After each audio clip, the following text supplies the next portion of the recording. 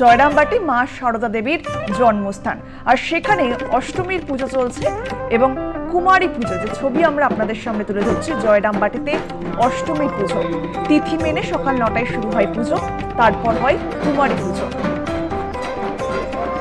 রীতি মেনেই চলে কুমারী পুজো। সবার মঙ্গল হোক মা সারদা, এমন কথাই বলতেন ভক্তদের উদ্যোগে।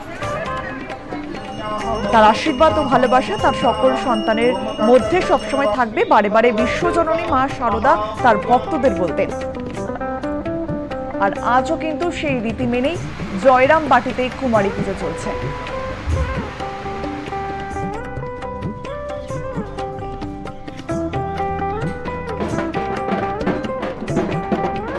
দূর দূরান্ত থেকে বহু ভক্ত জয়রামবাটিতে আজ পৌঁছে যান সেখানে কুমারী পুজো দেখতে।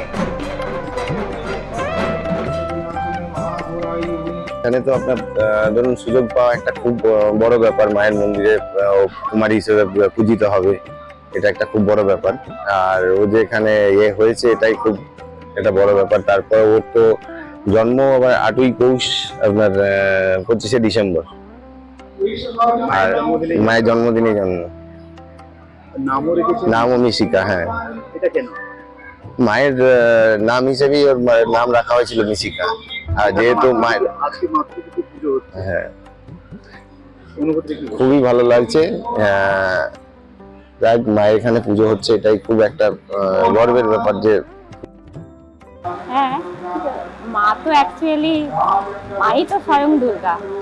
তো জগদ্ধাত্রী পুজো, কুমারী পুজো, মায়ের এখানটায় অন্যরকম একটা। মা তো সবার ভিতরেই বিরাজমান না, মাই সব।